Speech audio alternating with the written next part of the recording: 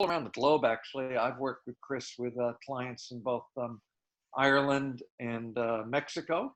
So the global facilitator of helping companies grow. So without further ado, I'm going to turn you over to Chris. All right, Mark, thank you very much. Now you're going to be with us here in the background. I might, who knows, Mark, I might just ask you questions and skyline you, right? You're going to be with us? Yes, I'll be here through the whole time, and we'll do a little Q&A session at the end, okay? Okay, great. And you never know, you know my style. I might just open the lines and spontaneously call on people. We'll see how it plays out. So, because for me, business is an experiential activity. It's, you know, as Tony Robbin says, it's the ultimate spiritual game, right? So we as human beings get to optimize our capability to perform and focus on getting results.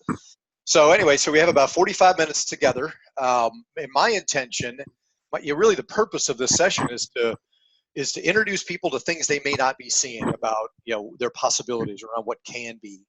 And I always like to, Mark and I were just talking, I always like to use these training sessions, these webinars as opportunities to really hone the edge, sharpen the saw, as Steven Covey says, right? And, you know, that's really the purpose of today. What's exciting about this is the information that I'm going to be disseminating is really cutting edge. It's really state of the art. It's based on decades of business optimization experience with you know, international clients all around the world.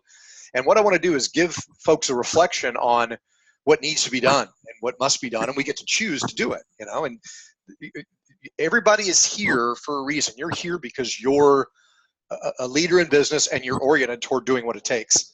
So as we get into this, it's good to be able to reflect on why you're here. So think about your business, you know, what you're doing, and, you know, the purpose of your business, and think about how you're performing. I mean, I think we're always aware of how we can raise the bar and step it up and make more top line revenue and optimize profit and everything. But just for a moment, think about your situation, your condition. You know, what's going well, you know? It's always good to be able to acknowledge what is going well. You know, not enough people celebrate their success. Also think about what you could be doing better. We can always optimize, we can always improve, we can always sharpen the saw. So as we're thinking about this, going into this with kind of an open mind of what could be done better. And I want you to go into that with that mindset of possibilities. So just starting it off, I mean, there's some facts, there's some statistics around productivity. It's been shown that productivity improves by 20 to 25% in organizations with connected employees. That's from McKinsey.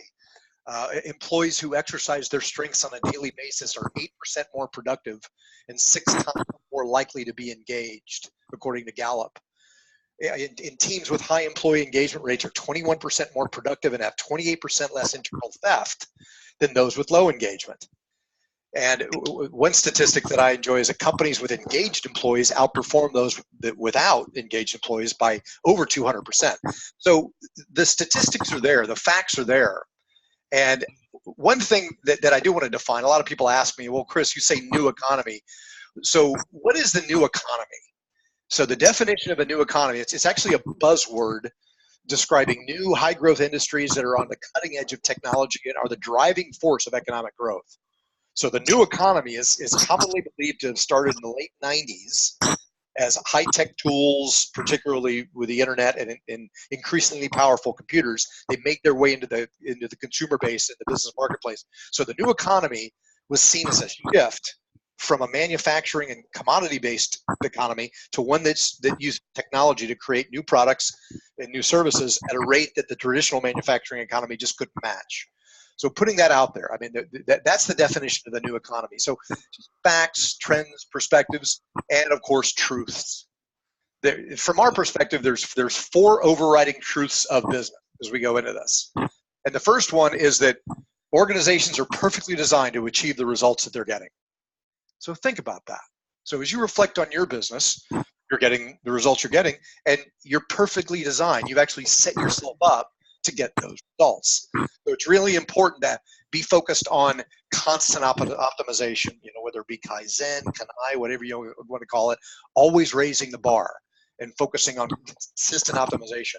The second truth is that business success is 90% process and 10% magic, you know? So it's really important to systemize business, and a lot of people rely upon hope. I hope that the economy is going to go well, and I hope that my sales team performs well. But hope in business is not a strategy. So excellence in this context comes from perpetual dissatisfaction, always being dissatisfied and always being hungry, to be able to adapt and strive and do what you're doing right now, is hone the edge and be oriented toward what can be and what maybe you may not be seeing. The third overriding truth is that a lot of people think, well, that they succeeded because they're lucky, and then, it's all about luck. Well, luck is temporary, but discipline is permanent. So it's important that you have a disciplined process and a disciplined mindset, and you systemize success in your business. And then, of course, performance and productivity is ultimately about mindset and attitude. So these are the truths in the context of optimizing performance and productivity. So as we get into these, and we said this, most people don't know what they don't know, and they don't want to know it. There's a kind of an epidemic out there these days, Mark, that I call CEO cluelessness. They're just oblivious to what's actually happening in their ranks, in their businesses. And as I say, it's kind of an epidemic because people get caught up in their paradigms of politics and managing time and everything, and they don't focus on what needs to be focused on. So the old paradigm is the only way to be successful is to win over others.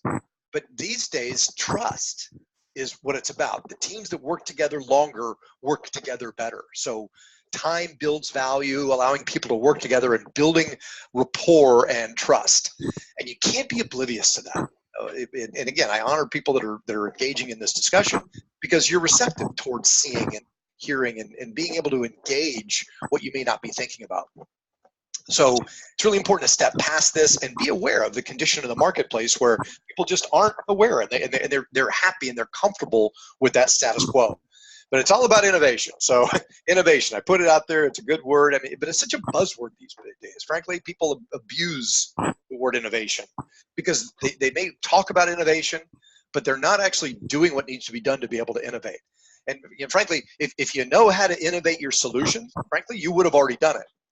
So innovation is something that's from my perspective, it's fun, but it's also daunting. It's kind of scary. It's a place that it's the unknown. You're not really sure what can be innovated. So it's important to be able to have that mindset of innovation, not just talk about it. Because frankly, this is what we're about. The digital disruption has already happened. So looking at the marketplace and considering your business as you're looking at this information, the world's largest taxi company owns no taxis now, right? That's Uber, right? The largest accommodation provider owns no real estate. That's Airbnb. The largest phone companies own no telco infrastructure. Skype, WeChat, right? The world's most valuable retailer has no inventory. That's Alibaba. The most popular media owner creates no content, right? That's Facebook. The fastest growing banks actually they have no actual money. That's Society One. The world's largest movie house owns no cinemas, of course Netflix, and the largest software vendors don't write apps. That's Apple and Google. So interesting to reflect on this. And it's one of the things I like about this is if you're present with me right now and you're looking at this, the game is changing and we get to change with it. It's important that we focus on what must be innovated. So when it comes to the engine of innovation, here's a good perspective. And I want you to reflect on this as you're considering the three key components of innovating and determining whether or not you have an environment of innovation. And the first one is leadership. So what is your leadership style? Too much in the industrial age, it was a transactional style. These days with the information age, it's got to be more of a transformational style. So as you deliver your solutions, how are you transforming? How are you helping them people become more, who they can be? And again, being congruent as you talk about optimizing your business, we get to be able to help people optimize their business and transform their business. You got to have that style of leadership. Inspiring vision ownership, recruit through the ranks of your business. Making sure that everybody who works for you understands your vision and they're congruent with it. Focus on achievement of collective goals. Making sure everybody understands one another's goals, and you get to be the leader that creates that culture. So it's a culture of empowerment, of challenging the status quo, of embracing experimentation, And you get to develop a culture that's based on a strong foundation of purpose. Knowing why you do what you do. And again, it's not transactional anymore. It's transformational. And your purpose gets to be the guiding beacon of your business, right? These are innovative perspectives on leadership, culture, and then, of course, people. It's really important to make sure you got people that have got that entrepreneur attitude. They're entrepreneurs. They're focused on treating your business like it's their business. They're focused on client service. They're all about breakthrough thinking around what can be. And then, of course, personal accountability. I know, Mark, you're always beating this drum about accountability. It's all about accountability. And the champions in business or in athletics or whatever are the ones that hunger for being held accountable. I actually have a story here around, I was dealing with a client recently, and the leader of the business is the one who creates the culture. And this guy is a very, very ego-bound guy. We all have ego. There's nothing wrong with ego, but it was all about him. It was all about him looking good, and he couldn't look bad. He couldn't look wrong. He had to know everything, and he didn't empower his people because it was all about him.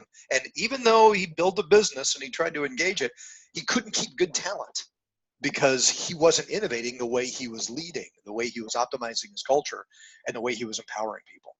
So this is some good stuff to reflect on. So as you look at this, how are you doing in your business? And what can you do to be able to optimize? So as we talk about talent, I want to take it to the next level. Mark, you've probably heard that there is no I in team, right? Well, there actually is an I in team. It's hidden in the A-hole. You can see it right there. There's the I, right? So I've had the benefit of serving on some amazing teams in my life, whether it be in the Marine Corps or rowing teams or whatever. And the key is to an optimal team is knowing that you're doing your very best and that your other team members are also doing their very best. And that's a great perspective. So as we talk about team, I'm gonna defer to Patrick Lencioni. Many of you have read the book, The 5 Dysfunctions of a Team.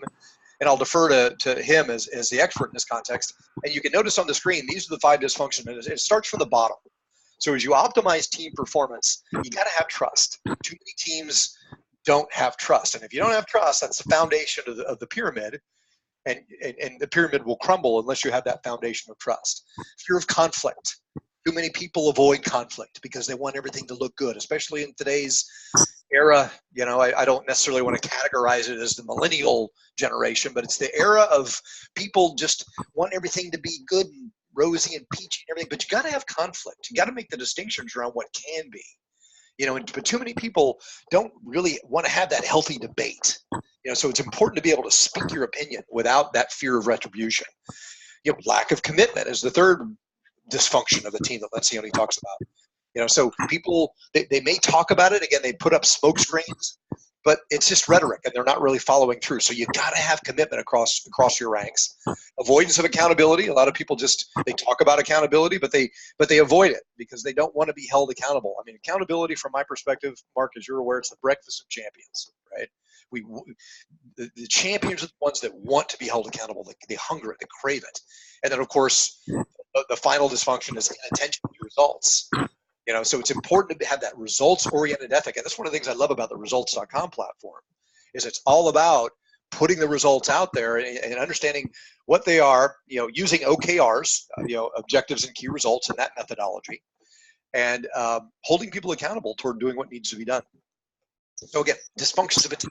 Great opportunity for y'all to reflect now on this, in this context, around how you're doing. How functional is your team? So again, talking about team, here we are. It's about putting the right people in the right seats in the bus.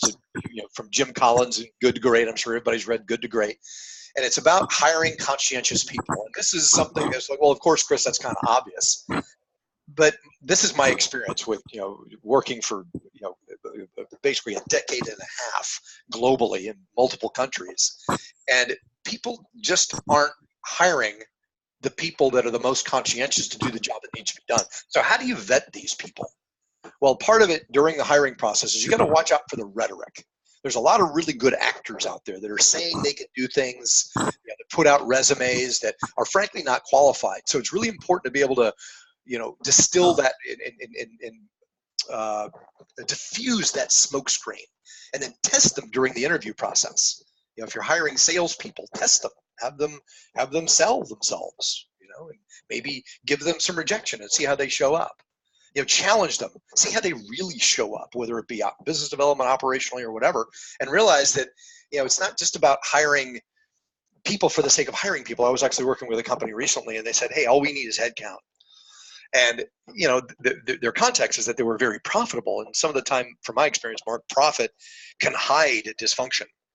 So they were very profitable. It's like, well, all we need is headcount. We just need people. But it ends up being the demise of the business because your people are not conscientious. So find people who are not dramatic. So avoid that drama. There's such a level of inappropriate drama that's out there. Check their value systems. Hire people that are self-motivated. They're hungry to perform. Back to the engine of innovation that we talked about performance earlier. And a key component on this is to discourage hiring people just because you know them. There are way too many highly qualified leaders out there that are not part of your inner circle. And cronyism is rampant these days. And we've settled into a status quo of talent that's mitigating optimal performance. So yeah, it's really important. Again, we talk about bringing the right people in and hiring them, being conscientious. It's your role as the leader to make sure you're doing it as effectively as possible. And again, I talk about that cronyism. I was working with a client recently who's now dealing with the fallout of people hiring their friends. They were hiring people that they knew, and they ended up creating almost a collusion, a force of collusion, because it was okay not to perform because, hey, we were all just buddies and cronies. So I don't necessarily want to harp on that. I think you get the message on this. The next component here in this context of performance and optimization is presence. And I put this out here deliberately because we're all busy people. We all came into this webinar event right now with busy days, and frankly, nobody has the time to be able to do things like this. And as soon as we leave here, we're going to go into a busy life and everything, thinking about the future. And it's really important to make sure that you're focused on optimizing the now, and then, Eckhart Tolle talks about presence, and, but there's a lot of good books written on presence, but it's really important that you practice presence. And meditation these days is proven to be able to help condition presence. There's really good apps out there, whether it be, Breathe, Calm, Headspace. They're all really good apps that you can pull up on your phone and force that mindset of capability and be present as opposed to being distracted, being too oriented toward the future, what you can't control, or maybe locked in a past. So it's that state of mind, understanding how you think and determine how to innovate and optimize your mindset and your psychology. Condition the right thoughts to optimize your performance. And it starts with you as the leader. You get to set that example, and your people get to follow it. And you can oftentimes, one of the things I like to do is incentivize meditation, incentivize reading, have a book club, and get people to read books. I mean, the secrets to success are hidden in books, right? And these days, if you're like me, Mark, you're just like everybody else, I don't have time to read. Well, that's just a bad excuse. So therefore, I listen to books through Audible or Blinkist and take this stuff in. Podcasts, listen to podcasts. And it's really important to condition your mind to be oriented toward those possibilities. Because, attitude, it's all about your attitude. So notice how I'm kind of cultivating the landscape of our discussion through what is your attitude? Is it an attitude of innovation? Is it an attitude of taking ownership, accountability, and responsibility? And it's been determined that the majority of clients leave because of a poor attitude or an indifference from a company or an employee. So it's really important to put your attitude first and make sure that your people's attitudes are as optimal as they can be. I was working with a company in Australia a couple of years ago. It was a logistics company based in Australia. And there was this complacency regarding customer service that became palpable. We did an audit, we did an assessment of their practices. And they thought they were good enough. And during the process, it was realized that their processes were good and their status quo was okay. But they settled into a level of complacency and they stopped training.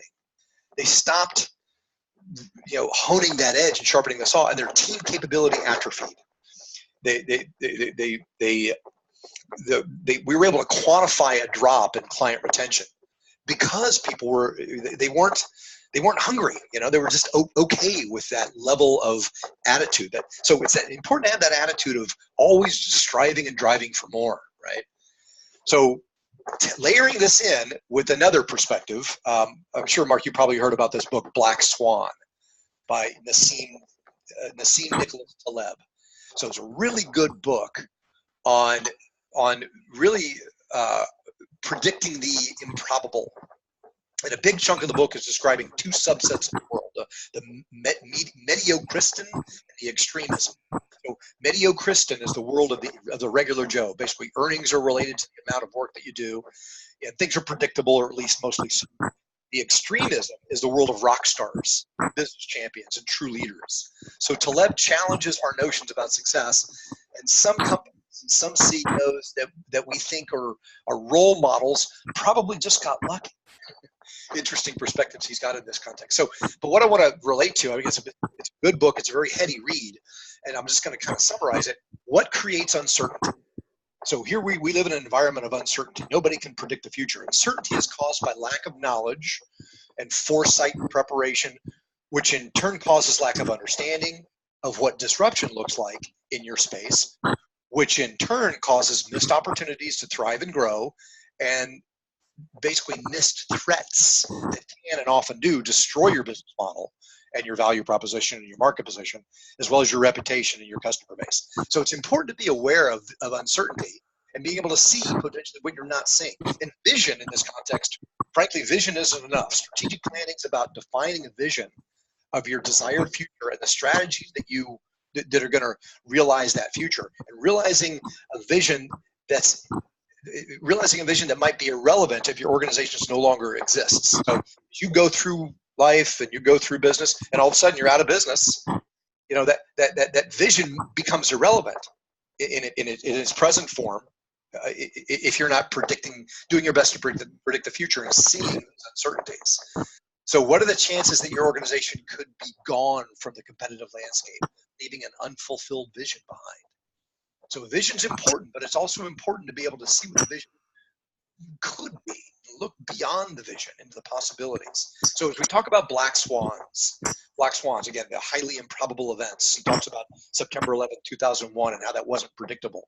So it's important to be able to predict that future and identifying those plausible black swans. What could plausibly occur in the foreseeable future that would render your industry, your organization, and any aspect of your organization obsolete? What could immediately eliminate or destroy your client base or any other aspect of your organization? Reflect on this. And these are questions I'm posing. I don't have the answers. The answers are yours. What could instantly create profound increases in visibility, prominence, and customers, as well as revenue and profitability for your organization? What could do that? And the answers are your black swans. So great perspective, great book around awareness. And I recommend the read. Again, it's a heady read. Lots of good stuff, and again, you can listen to it. But really what it comes down to is focus. You know, you have to stay focused. You have to make sure that you're focusing on things. Again, back to distraction. Too many people are settling into a status quo of not being present, and they're distracted. So it's important to find that sense of purpose. And how does that work serve your passion? Because if your people are not passionate about what they do, and if you're not passionate about what you do, nothing's going to happen. So how does your work serve your vision and your passion? So if you are passionate and you're focused, it's going to help push right through all those obstacles which are going to happen. And the power of results is focus. Again, the results platform is great, and it's all about focusing on what must be focused on, based on what you determine are the things that must be focused on. And then, of course, you know, meaning what you say. This is fundamental. This is so basic, Mark. But at the same time, this is something that I've seen that is really mitigating effectiveness and productivity in business.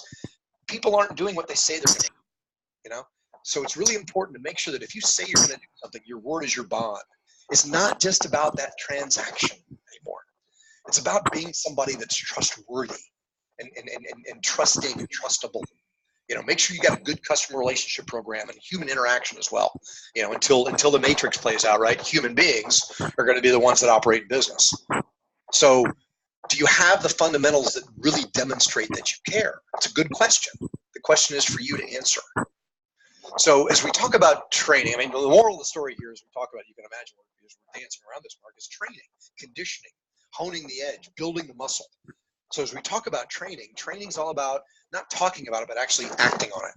optimizing your training state as well as your blueprint. So how do you feel when you're seeing progress? So again, it's kind of a rhetorical question, but we all feel good when there's progress. We're energized, we're excited around doing what it takes. And then what about when you're not seeing progress?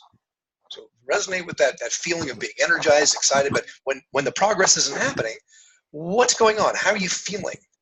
So are you frustrated by things that you anticipated? Maybe you anticipated things, you had a blueprint around how things were going to be, and you're frustrated because they didn't turn out the way you wanted them to be. So if you understand the pattern and you anticipate what's coming next, you won't feel frustrated.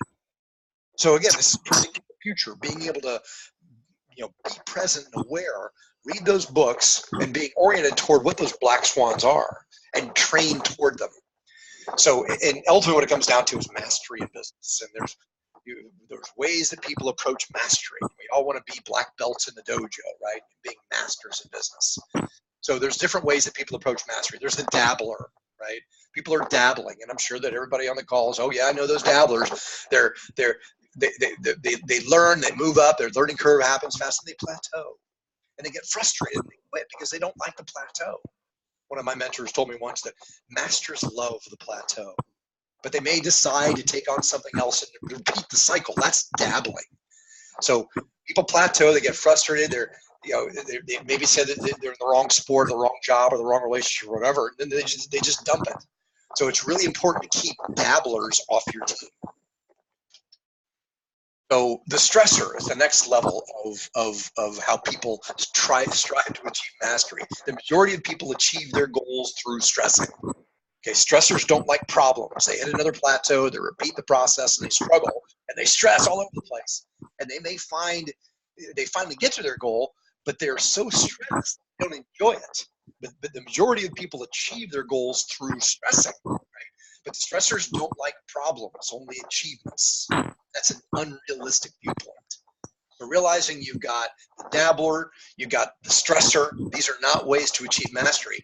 The ideal mastery method is knowing that the plateaus are coming, and again, mastering the plateau, rejoicing in the plateau. There's a cliche, Mark, that we talked about around we all want breakthroughs. In my experience, through my life, every breakthrough is preceded by a breakdown. So when the plateau is there, knowing that the breakdown is part of the process, the plateau is part of the process, always looking for the pathway to get to the next level, but you're also aware that the plateaus are going to happen. So a way to overcome the plateau and to get past it is find somebody who knows the path and eliminate trial and error. Again, it's that mentoring, that model of mentoring, and engaging with a master who's been there, done that, and can truly give you the perspective on where the pitfalls are and where the potholes are coming. So that's how mastery is. That's how mastery is ideally achieved. So as you consider what you are in business and the leader you get to be in business, we are here to serve our clients.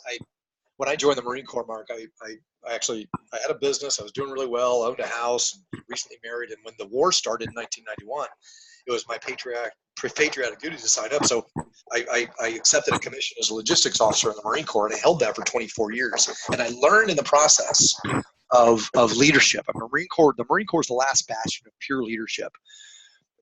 As leaders, as officers in the Marine Corps, we are here to serve our subordinates, our lance corporals, our junior Marines. That's the role of a leader. So it's about solving problems and maximizing resources. And that's what training does. It's honing that edge and embracing your role as a leader, as a service-oriented leader, and realizing that it's not about you. One of the biggest breakthroughs I had in my life, Mark, was leadership was not about me. And think about this. We step into roles of leaders. We talked about ego before. We all want to look good, but leadership's not about us looking good. It's about our organizations looking good. So it's about humbling yourself and realizing that you're here to serve your constituents. You're here to serve your organization and your org chart. And that's what it's about. So embracing your role as that type of leader. So when it comes to training and setting those standards, time to reflect again. What's your recruiting and ongoing training look like? Do you leave it up to chance? Do you hope you're putting the right people in the right seats in the bus? And this is what you got to do, is reflect on your condition and why you're doing what you're doing. So what does it look like? What's your training look like? Do you talk about it? Or is it something that you pay more than just lip service to? Is it documented? Is it followed? Is it systematic? Are training standards reinforced with spaced repetition for ongoing improvement and consistency? Yeah, that's the thing. It's back to conditioning. When you want to condition a muscle, say you want to build your bicep. Well, shucks, you know how to build a bicep, Mark. You just go to the gym, you pick up a heavy weight, you waste it a couple times, and your bicep's going to explode. Yeah, no, that's not how it works. It's about that conditioning. It's that repetition, that forced, paced repetition, and that conditioning. That's the type of training that I do. And again, one of the things I love about the results platform is meetings, ongoing effective meetings, systemizing the agendas for all of the meetings, and maximizing effectiveness, and committing to constant and scheduled trainings and effective meetings. Because again, you're rewarded in public for the things that you practice most in private. So think about that. As you're putting your pillow down you're putting your head on the pillow at night, and you've had a good day. Was it a good day? Were you as productive as you could be? We all know about action. We talk about positive action, and activity in business is important, but it can also be the anesthesia for lack of results. So think about that. As you put your head down on your pillow at night, was it a productive day? Was it an effective day? Were you diluted by too much activity that was based on hope, or maybe activity that wasn't oriented toward getting results? So it's really important to set that condition and make sure that your people are engaged as effectively as well. So mastery. It's important these days to be that effective coach. Back to the Marine Corps. I was a coach. I wasn't a militant leader. I was coaching my Marines, my subordinate Marines. So it's about fostering that commitment. Getting people to want to step into the challenge and commit to that mastery around discipline and accountability. And you think about this. If you've ever been coached, if you ever were in high school, or you played on a soccer team or whatever, the value of that coaching relationship. So be the coach, closing the gap between where self-discipline fails and potential begins. That's what coaching's about. But life's biggest challenge is comfort, right? And that's what coaches do, is they push you past those comfort zones. And they create that pressure and that emotion. So you're setting goals. We talk about setting goals, and I love the good one-page strategic plan, which is very consistent throughout results.com. Is setting those goals, setting that BHAG, and that's what that is goals are positive pressure. So there's more pressure to stay status quo unless you set goals. That status quo is like gravity that's always going to pull you back into it. So it's important to be able to get that objectivity and be the coach to your team, Commit to that mastery. We talk about meetings. Make sure you've got impact area meetings and you're running them effectively. You've got a cadence and a tempo with your meetings, that people are ready for a good, effective meeting and they want to come to it. And fostering that discipline, and again, modeling the masters and applying more pressure. Coaches don't accept BS excuses, right? You remember that through your coaching. So as a business coach myself, I'm not in it for your comfort, right? I'm in it for your success and results. That's the name of the game. So that's my challenge to everybody who's on this call, everybody who's listening to this, is to be that person that you need to be, that your team needs to be, and coach them to mastery, commit to that level of mastery that you get to have based on the vision and the uncertainty and the stress and the things that are only pulling you away from being more present in business, and commit to playing above the line. And being that person who's all about ownership, taking ownership and responsibility and accountability for doing what must be done. So anyway, that's it. I mean, Mark, that's pretty much the end of what I got to say. This is what we're about. Again, it's always going from where you are to where you need to be. And what I'd like to do, Mark, if that's okay, is maybe open the lines, do some Q&A, maybe address. Yep, I'll do that. I'll open up the Q&A window. But Chris, every time I'm on the phone with you or meet with you, I learned something new about you, and I didn't realize that one of your slides you brought up, you talked about, doing meditation in the morning and really getting your mind clear and focused. I myself do that, and I use the app that you mentioned, one of the apps you mentioned called Calm, and I think it's really key to starting your whole day. That's great. I appreciate you bringing it up, Mark. Share, and I didn't know that we shared that. So that's by the way, folks, don't take it from Mark. Don't take it from me. these days, a lot of the most prolific leaders are skylighting the fact that they're meditators. Ray Dalio, another really good book, Principles. Yeah, Ray Dalio is one of the most wealthy, affluent investors of our time. And one of the first things he talks about in the book Principles is the key to success is meditation. Calming the pond and conditioning that ability to be present. So, yeah, I didn't know about that with you, Mark. So it's good to know that you and I are kindred spirits in that context. So another great book along those lines is The Miracle Morning. And it starts out where you learn to meditate, and then you actually spend at least a half hour reading every morning before your day starts. Now you've accomplished that by listening to a lot of audiobooks, but that's where I find the most growth in my personal growth journey is reading. And I haven't read The Black Swan, but I ordered it last night, Chris. Okay, so great, love it.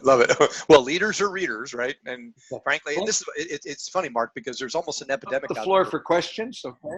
Yeah, go for it. Yeah, open it up. I've opened up the question panel there. You can type in questions. Anybody who's attending, type them in. Don't be bashful. Here's one. We're an American-based company and are well aware of the ongoing global push.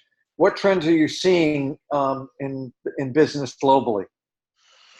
Okay, so global. I mentioned before that I've been in multiple countries over the past 15 years. Actually, I'm doing a lot of work in Mexico these days. I've lived in Australia for a year and worked with a bunch of Australian companies, whether it be Asia Pacific, Europe. I was in Europe last week. And honestly, it's funny, Mark, you bring that up. It's funny, the trends in business. Business, frankly, from my perspective, business is an international language. I'm working with, I don't speak Spanish fluently, but I've got a Mexican-based client. And we work with their executive team, and they all speak fluent Spanish. And even though I may not understand what they're saying, I can tell what their attitude is. I can tell. We can see what the numbers are. The numbers are numbers, right? So business is an international language. So it doesn't matter what language you're speaking. It's about stepping up, being committed, doing what it takes. And when it comes to trends, it's funny. I think about trends. Political landscapes create trends. And as you look at we're going into an election cycle, and there's consumer confidence and everything. And Chris, you're still there. Are you still? Can you hear me now, Mark? Now I can. Yeah. Okay, cool. We just broke for a minute there, but I think we're okay now. Okay, so we talk about political trends, and those are really the forces that drive various economies. Is what are the infrastructures? I've actually done some work in the Middle East, and business there is done a whole different way. There's a lot of, again, that cronyism and that relationship-based business that affects people. But when it comes to the trends, here in the States, we're kind of setting the trend when it comes to business. We got a great capitalistic structure, and we're driving, and we're setting the trend, and we're setting the future. So we get to create that condition of everything that we talked about over the past 40 minutes, around what can be, what are the possibilities, how can we optimize performance.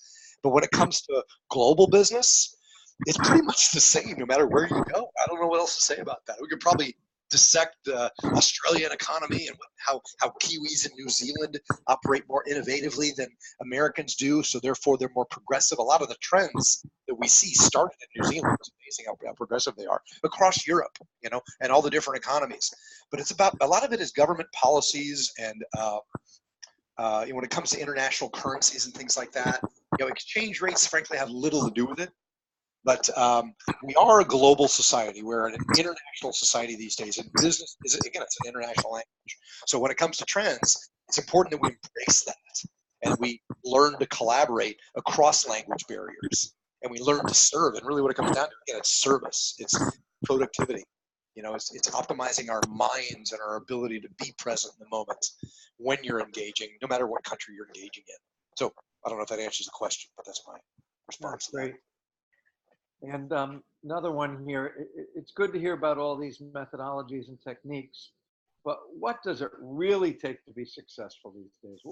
If there's one thing we really need to focus in on, Chris? What would you say that is? I love that question. That's actually that resonates with me as a performance guy myself. It's like I always like to cut through the chaff, cut through the BS and the smoke screens and everything. So I like that question because that's in your face. It's like so what does it take? So what does it really take? Frankly, from my perspective, it's about positive consistency. Being consistent. You went into business for a reason.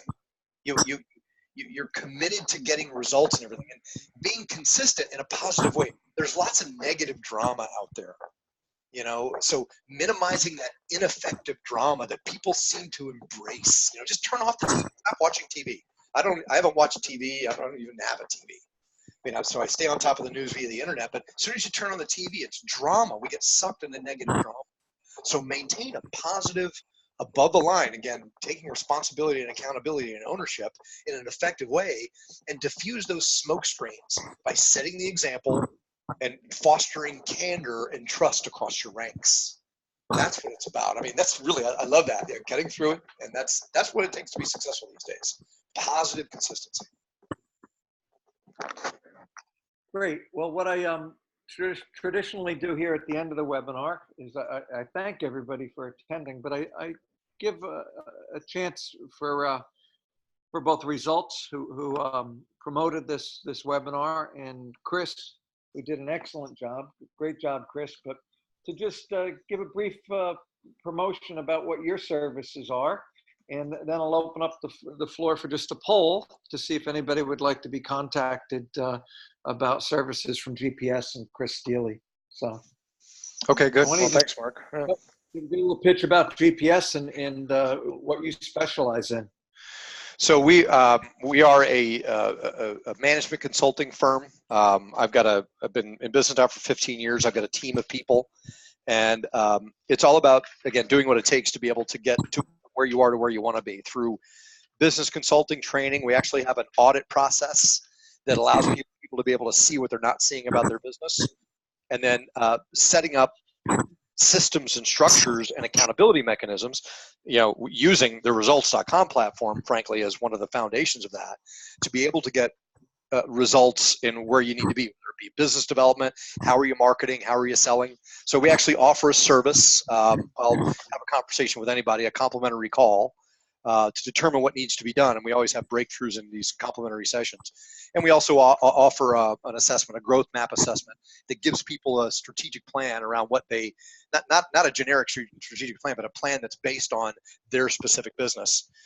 And then, of course, doing what it takes to be able to get from where you are to where you need to be, performance optimization, and engaging and creating more of a facilitated approach to performance. That's what we do. So thanks for asking. And there's the website, by the way, if you want to go to the gpsbusinessgroup.com site to learn more. Great. Just briefly on Results, I'll make it a real quick elevator pitch. There's three primary pillars in the Results platform. The first is a one-page strategic plan. Chris talked briefly about the blueprint. Then we have a very powerful dashboard, both using our own project dashboard, or we can also bring in Microsoft Power BI dashboards. But clearly, the most important component of our platform is the least technically advanced component of our platform, the third pillar, and that's the meetings. And you'll remember the early slide that Chris brought up. It was a pyramid, and I forget what the bottom layer was, but then it went to conflict, and then commitment, accountability. And our meeting template drives you through this. It encourages discussion, which is that conflict, and gets people out of the fear of conflict, because they speak every week about the issues that are in the business. And we address the lack of commitment because we're looking at the projects and we're looking at the blueprint on a weekly basis. And we hold people accountable. We also acknowledge success, which is something that's maybe, because this is the 5 dysfunctions of a team, but one of the things the meeting does is acknowledges success. And that really goes to building that layer of trust, which I guess is that bottom layer that I skipped over. So our meeting component is so powerful. So I welcome the opportunity to show any of the people on today's call more about the Results platform. I'm going to open up a real brief poll. I'm going to launch it. While this is just click off if you're interested in having Chris contact you, or if you're having some interest in having someone from Results contact you. It's multiple choice. So if you want Chris to call you and Results to call you, click them both. And while people are filling in this poll, I just want to thank you for the time you've invested today in learning more and in striving to improve your business and improve the leader that you are. And Chris, thank you for your time today and your investment in sharing your philosophies and methodologies with the Results audience. Thank you, Mark. It's always a pleasure to work with you. Great.